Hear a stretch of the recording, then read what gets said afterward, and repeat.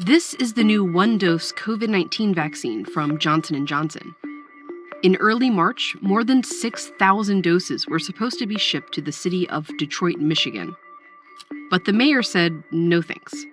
Moderna and Pfizer are the best, and I am going to do everything I can to make sure the residents of the city of Detroit get the best. He was referring to these numbers, the vaccine's efficacy rates. The vaccines from Pfizer, BioNTech, and Moderna have super high efficacy rates, 95 and 94%. But Johnson & Johnson, just 66. And if you only look at these numbers, it's natural to think that these vaccines are worse than these. But that assumption is wrong. These numbers are arguably not even the most important measure of how effective these vaccines are. To understand what is, you first have to understand what vaccines are even supposed to do. A vaccine's efficacy rate is calculated in large clinical trials, when the vaccine is tested on tens of thousands of people. Those people are broken into two groups. Half get the vaccine and half get a placebo. Then they're sent out to live their lives while scientists monitor whether or not they get COVID-19 over several months. In the trial for Pfizer-BioNTech, for example, there were 43,000 participants. In the end, 170 people were infected with COVID-19.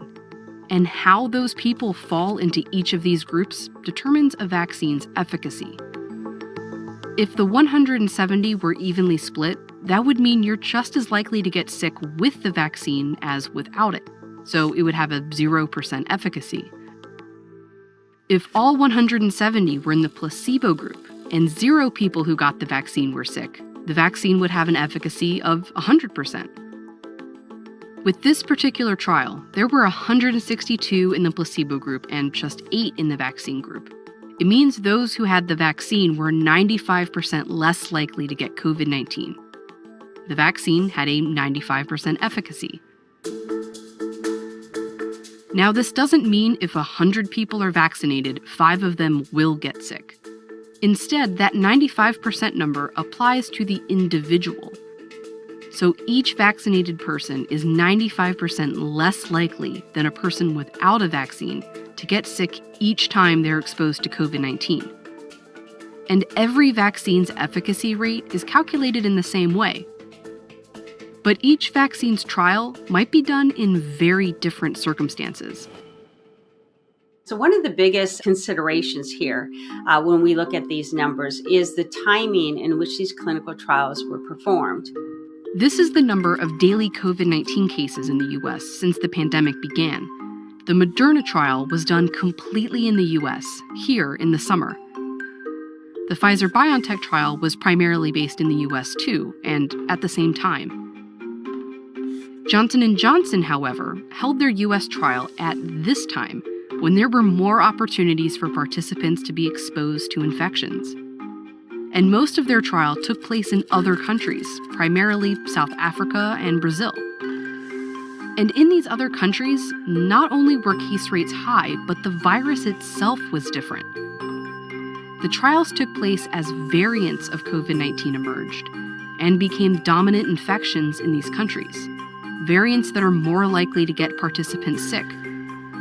In South Africa, most of the cases in the Johnson & Johnson trial were that of the variant, not the original strain that was in the US over the summer. And despite that, it still significantly reduced infections. If you're trying to make one-to-one, head-to-head comparisons between vaccines, they need to have been studied in the same trial with the same inclusion criteria in the same parts of the world at the same time. If we were to take Pfizer and Moderna's vaccine and redo their clinical trial at the same time that we did J&J's clinical trial, we might see quite different efficacy numbers for those.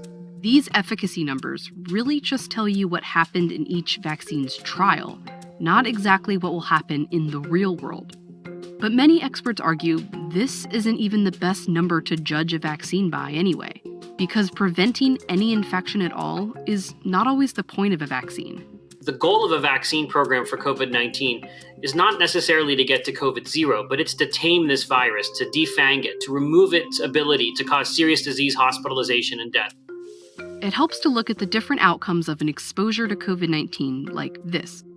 The best case scenario is you don't get sick at all. The worst case is death. In between, there's being hospitalized, severe to moderate symptoms, or having no symptoms at all. In the absolute best circumstances, vaccines give you protection all the way to here. But realistically, that isn't the main objective of COVID-19 vaccines.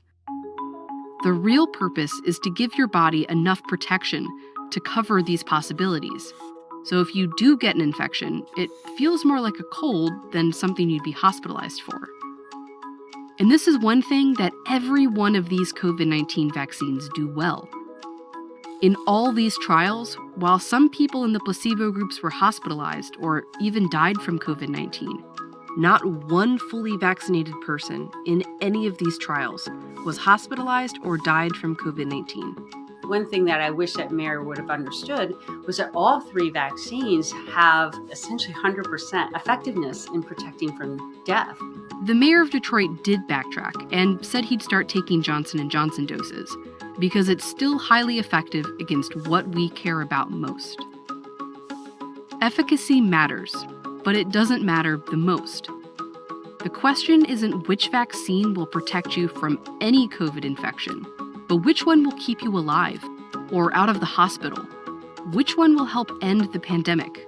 And that's any of them. The best vaccine right now for you is the one that you're offered. With each shot that goes in someone's arm, we get closer to the end of this pandemic.